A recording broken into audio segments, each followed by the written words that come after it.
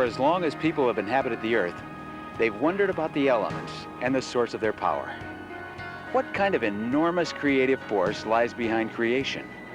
Who is the author of the thundering earth, with its whirling winds and roaring waters that cover most of its surface? As God's handiwork is revealed, we can but observe and wonder at the power and majesty of the awesome forces of God's creation.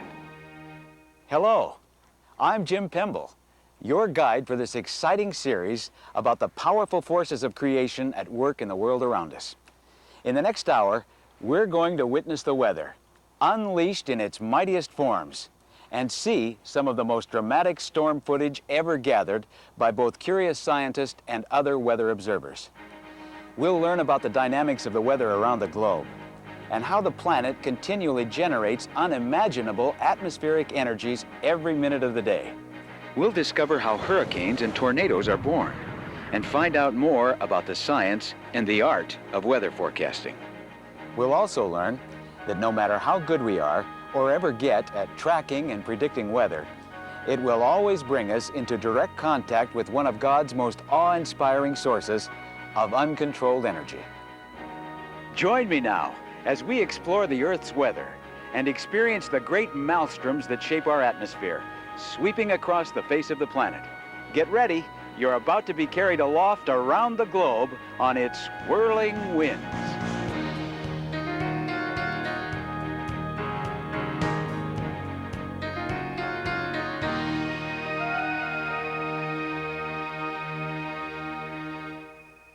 Weather is at the heart of everything we do. The success or failure farmers have at growing our food, our ability to navigate the oceans, skies, and across the land, where and how we build our cities, the kinds of occupations we choose, the way we dress each day, all are fundamentally determined by the weather. What drives this great machine of wind and water, and how is the weather made? I think that the power of storms is kind of, in a sense, a humbling experience. It shows you that you are a human being and that there is someone a lot greater than you that has a lot more power than you. I think it makes you realize, too, that you really do need to put control in your life into God, because obviously there's there's a lot of power that he has over your life. I think too the power of wind and rain is so indescribable and can sometimes be so tremendous and so awesome that it's something that many people just they have no explanation for it other than that someone else, something greater than us, must be creating it. We live at the bottom of an ocean of air 50 miles deep. This bubble of transparent gas is as thin as a sheet of paper relative to the size of our globe. The air is never still. Its layers, troposphere, stratosphere, mesosphere, and thermosphere, continually move in streams, whirlpools, eddies, and swirls. There are several reasons why. First, the planet itself is spinning, which sets the air in motion. Different currents of air travel at different speeds, sliding along next to one another, ruffling each other's edges. The driving force of the weather is the sun. It provides the heat that gets the whole atmospheric engine running. It typically shines near the equator, varies a little bit where the maximum is, and of course there's very little sun at the poles. So you have this tremendous heat source along the equatorial regions of the globe and very cold source in the poles. We have the atmosphere always trying to reach a balance, and you can see already we have an imbalance with the cold north and the warm in the equator. So what happens is you try to get the warm pushed north and the cold pushed south. Well, when the Earth is rotating, that adds a new spin on things, so to speak. And that combination of the balancing forces and the spin of the Earth is what really creates our weather. What we experience here as weather, then, begins out there 93 million miles away. It's the sun's energy, along with the motions of a spinning globe, that act as a catalyst, putting the wind and water of the world into motion.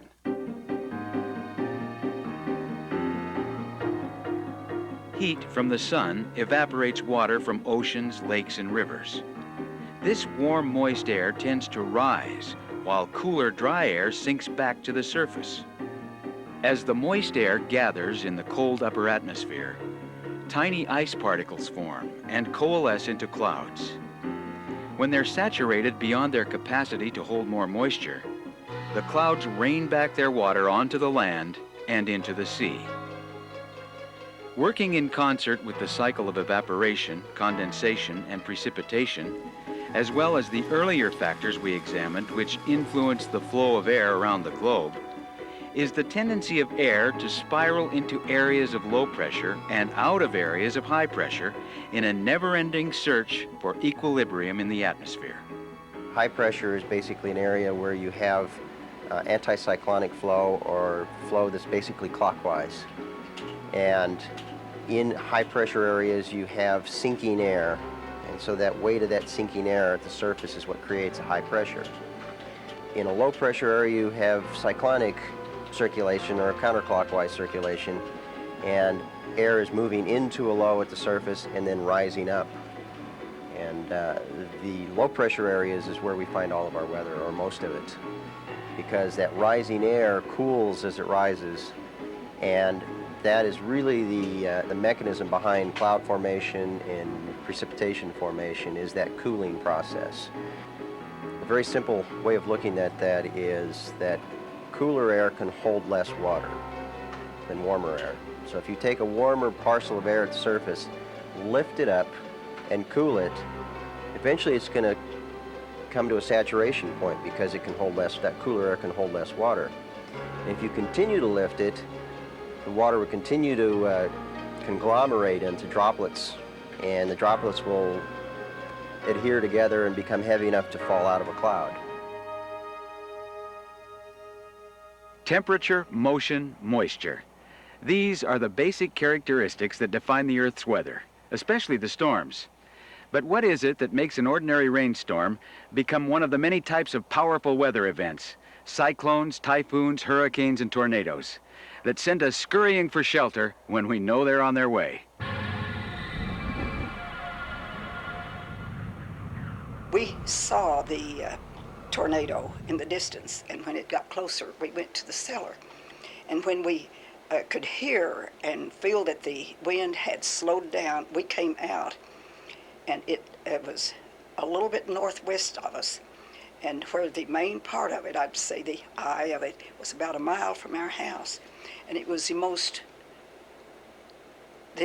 fearful looking thing that I had ever seen in my life. There were streaks of red and green, light red and light green streaks in with the blue and light color, and you could see the whirling of it, and it was making a lot of noise.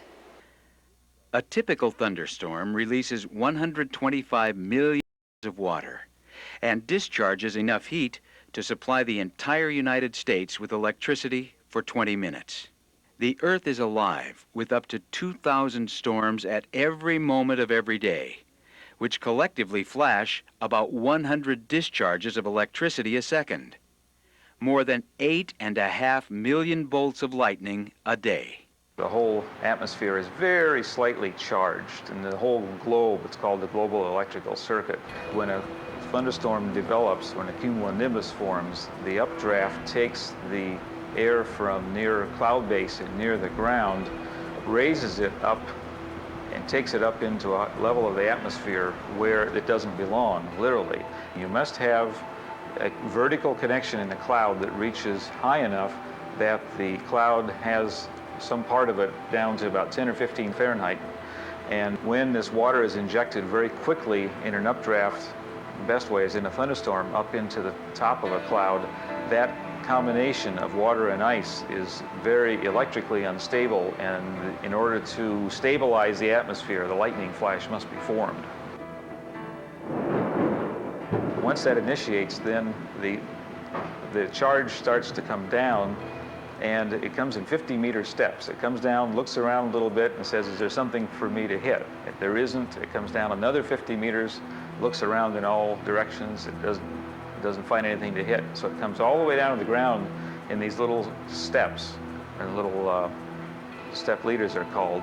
And once it reaches very near the ground, objects on the ground are sending up streamers, and they're actually reaching out and saying, "Hit me." When that connection is made, then the visible light roars back up the channel, and that's the light that we see. Each flash, which can run as long as 5 miles, while being only as thick as a twig, is driven by up to 100 million volts, heating the conduit of current to 50,000 degrees Fahrenheit, 5 times hotter than the surface of the sun. The air around the bolt of electricity becomes superheated, producing an explosive clap of thunder with sound waves that move through the air at 720 miles per hour. When I was 17, I was coming home during a storm that had a lot of thunder and lightning, and as I was coming around the corner, my Volkswagen got hit by lightning. And at the time it happened, I knew it was happening because you're surrounded by white. I mean, the most brightest white flash that you could ever imagine. And it just knocked my car just right off the road, off to the curb. And I sat there really shook for quite a while. When I could finally get out, I had a big old dinner plate size burn mark on the hood of my car right where it had been hit. And the force of that lightning being able to push a whole car, you know, just, it was amazing. It was just amazing. Bizarre aberrations about the effects of lightning fill the record books. Holes sizzled into church bells. Potatoes baked where they lay buried beneath the soil. People talking on the phone, jolted by current transmitted down a phone line. Golfers swinging a club, attracting an atmospheric discharge. Umbrellas becoming instant lightning rods.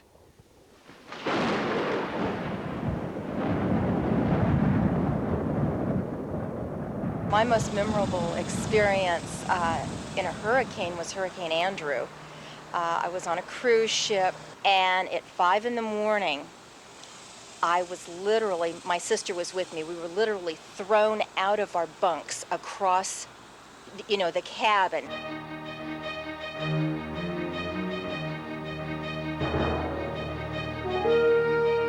Most of the great storms of the world are born at sea. Hurricanes and typhoons are severe tropical storms. Within them, winds spiral inward toward the center of the storm, clockwise in the southern hemisphere and counterclockwise in the northern hemisphere. Light breezes, sometimes even the proverbial calm, prevail at the storm's center, where barometric pressures drop dramatically. Typhoons are hurricanes that occur in the waters of the Asian Pacific. Hurricanes are the most formidable tropical storms, with winds that reach 72 miles per hour or greater. Hurricanes can generate enormous energies, sometimes surpassing that of a 1 megaton nuclear explosion, more than 1 million tons of TNT. In southern Florida, when Hurricane Andrew slammed ashore the morning of August 24, 1992, it hit with winds reaching 145 miles per hour. And the water was just pouring over the decks. The waves were so high, and we were just being tossed back and forth. And I don't think there was anybody there that didn't think that they wouldn't be dead, that the ship was going down. I mean, that was just the whole feeling, the noises, the way people were clinging to each other was, we're dying. We are drowning right now.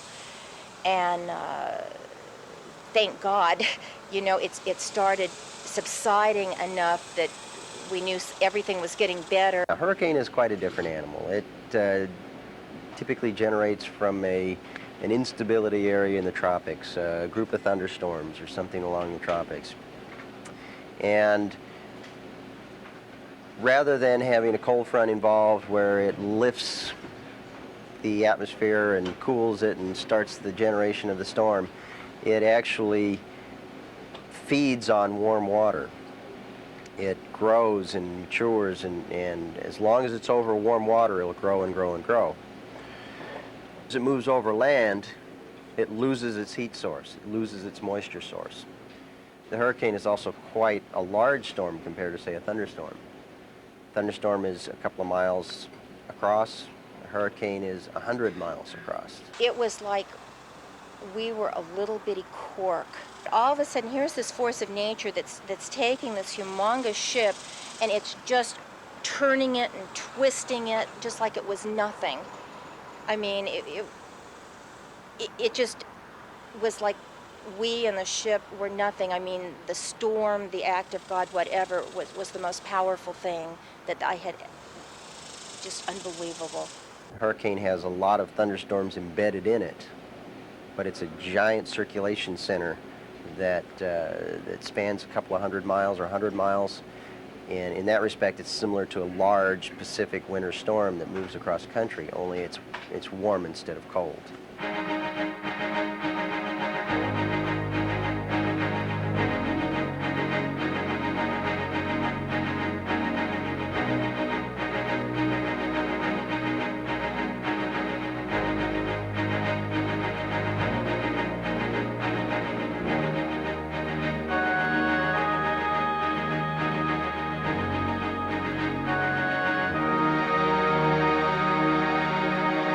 After it passed, it was just a numb feeling because you were so surprised to be alive.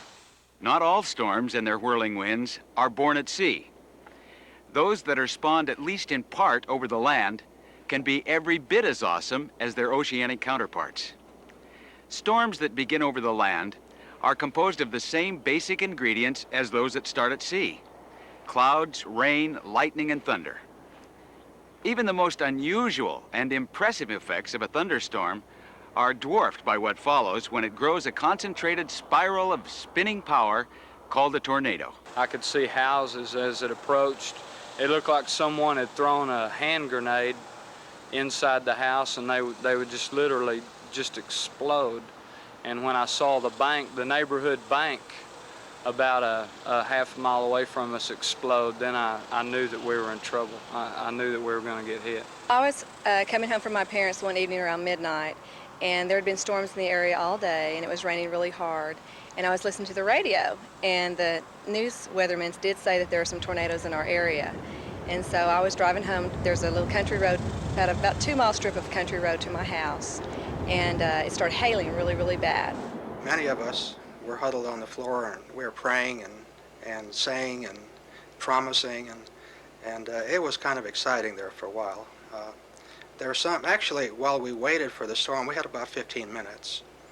Believe it or not, we had altogether about 15 minutes of warning. And some of the people were more apprehensive then than actually during the tornado, worrying about when the storm was coming, what would happen, and how would they fare. Was probably more worrisome to them than anything else, because when the storm hit, it was so fast. It was just there and gone in a shot. The conditions for a tornado are provided by the Gulf of Mexico's warm breezes and Canada's frigid winds. The temperature and the moisture fields are correct. And to get those fields together, we also end up getting a unique section of the winds. We'll have winds from the southeast at low levels and winds, say, from the west at higher levels, maybe at 10 to 20, 30,000 feet off the ground. And that combination of the winds and the right kind of temperature and moisture fields leads to the development of what we refer to as supercell thunderstorms, which are the most violent thunderstorms that are known to man and the ones which produce most of the violent tornadoes and almost always produce some kind of severe weather.